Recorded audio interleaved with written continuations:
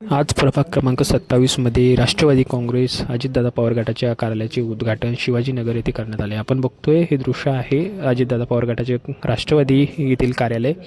त्यावेळी अभिजित भैया देशमुख शहराध्यक्ष आमदार सतीश चव्हाण यांच्या हस्ते उद्घाटन होत आहे. सुनीता प्रदीप विखे, शेख फिरोज खतीब आणि जयश्री म्हात्रे यांच्या प्रचाराच्या कार्यालयाचे उद्घाटक मराठवाडा पदवीधरचे लोकप्रिय आमदार आणि राष्ट्रवादी काँग्रेस पार्टीचे जिल्हाध्यक्ष आदरणीय सतीश भाऊ चव्हाण, त्याचप्रमाणे ज्यांच्या उपस्थितीमध्ये आज आपण या कार्यालयाचं उद्घाटन केलं ते शहराचे लोकप्रिय शहराध्यक्ष अभिजित भैया देशमुख, आमचे मित्र बनकर पाटील, त्याचप्रमाणे व्यासपीठावरील सर्व उमेदवार आणि आलेले मान्यवर. सतीश भाऊंचा आणि शिवाजीनगरचा संबंध तसा फार जुना आहे. आपल्या पक्षाने 4ही उमेदवार या ठिकाणी स्थानिक दिलेले आहेत. आपण कुठला उपऱ्या टपऱ्या उमेदवार आणलेला नाही. इतर पक्षांनी जे उमेदवार दिलेत ते स्थानिक नाहीत. शंकर अडसूळ यांचं शिवाजीनगरमध्ये वास्तव्य जवळपास 22 वर्षापासून आहे. प्रदीप विखेंची कन्या, उभी राहा बेटा, तुझ्या जन्मापासून कारखान्यामध्ये आहे. त्याचप्रमाणे म्हात्रे वहिनी, त्यांचा परिवार प्लंबिंग व्यवसाय करतो.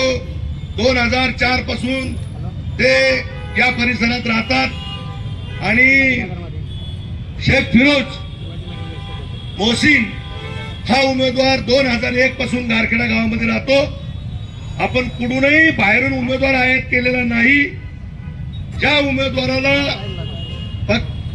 पक्षाने उमेदवारी दिली हे 4ही उमेदवार पारंपरिक राष्ट्रवादीचे पदाधिकारी आहेत. मागच्या निवडणुकीमध्ये आपण या प्रभागातून सीताराम कदम यांना राष्ट्रवादीची उमेदवारी दिली. आपला उमेदवार पराभूत झाला. त्याचं मुख्य कारण या लबाडांनी आमंत्रण दिलं होतं की आम्ही सकाळ आणि संध्याकाळ महापालिका सेनेची या ठिकाणी सत्ता आहे. त्यांनी आपल्याला साधं पाणी सुद्धा या ठिकाणी पाजलं नाही. 8 दिवसातून 20 मिनिटं या ठिकाणी पाणी येतंय. मला तुम्हाला सर्वांना विनंती आहे की तुम्ही एकदा राष्ट्रवादी काँग्रेसच्या हातामध्ये सत्ता देऊन बघा. तुम्हाला 24 तास पाणी आम्ही त्या ठिकाणी देऊ. या ठिकाणी मी जास्त काही बोलतो नाही. आमदार सतीश चव्हाण साहेब आता या ठिकाणी बोलतो. शहराध्यक्ष आमचे मित्र अभिजित देशमुख, राज्याचे सरचिटणीस दिलीपराव बनकर, या भागातील रहिवासी, राष्ट्रवादी काँग्रेस पक्षाचे डॉक्टर सेलचे अध्यक्ष डॉक्टर बाळासाहेब पवार, सर्व उपस्थित नागरिक, आमचे उमेदवार, आमच्या भगिनी जयश्रीताई म्हात्रे, शेख फिरोज, आमच्या भगिनी सुनीता विखे, शंकर अडसूळ, उपस्थित सर्व या भागातील नागरिक, फार आपला वेळ न घेता ज्याचा उल्लेख डॉक्टर बाळासाहेब पवारांनी केला. सगळ्यात महत्त्वाचा प्रश्न या शिवाजीनगरचा जो असेल तो असेल पाण्याचा. मागच्या वेळेस कोण निवडून दिलं होतं इथं? कुणाला निवडून दिलं होतं? पाण्यासाठीच दिलं होतं ना. पाण्यासाठीच निवडून दिलं होतं ना. आपण पाणी मिळालं का? आता हे म्हणतील आमचा महापौर करा मग पाणी मिळेल. म्हणजे ब्लॅकमेलिंग आहे की नाही? यांचा महापौर केला नाही तर पाणी मिळणार नाही. हे म्हणतील फडणवीस साहेब पाणी देत आहेत. आणि इतके दिवस मोदी साहेब, फडणवीस साहेब होते, आमचे उद्धव ठाकरे साहेब होते, एकनाथ शिंदे साहेब होते. यांना पाणी देण्यापासून कोण अडवलं होतं? मी तुम्हाला जास्त न बोलता एकच शब्द तुम्हाला देतो. आमचे सर्व उमेदवार हे सर्व ज्याचा उल्लेख बाळासाहेब पवारांनी केला हे सर्व स्थानिक आहेत, या भागातील रहिवासी आहेत. इथले प्रश्न त्यांना माहिती आहेत, इथल्या अडचणी त्यांना माहिती आहे, इथल्या जनतेला काय पाहिजे त्यांना माहिती आहे. आणि ह्यांनी केलेले उमेदवार, मी आता नावं वाचत होतो. राजू होते म्हणजे आपले तेच ना, शिवसेनेत होते ते, परवा आज भाजपमध्ये गेले का?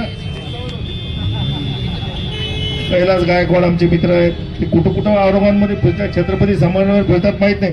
माझा सांगण्याचा उद्देश एवढाच आहे, या भागातील राहणाऱ्या उमेदवारांना आपण मतं दिले पाहिजे, त्यांना निवडून आलं पाहिजे, म्हणजे त्यांच्याकडे आपल्याला हक्काने जाता येईल.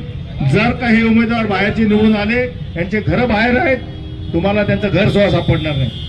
फार वेळ न घेता याच्या पुढं भरपूर फिरायचं आहे आपल्याला. बरेच प्रश्न मांडायचे पण आहेत, बरेच प्रश्न सोडवायचे आहेत. त्यांच्या बाजूनी सुद्धा बरेचसे आश्वासने दिले जातील. आश्वासनाला भरू नका. या पक्षाने त्या पक्षाला शिवाय द्यायच्या, त्यांनी यांना शिवाय द्यायच्या, आणि दोघांनी आपली मताची पोळी वाजून घ्यायची.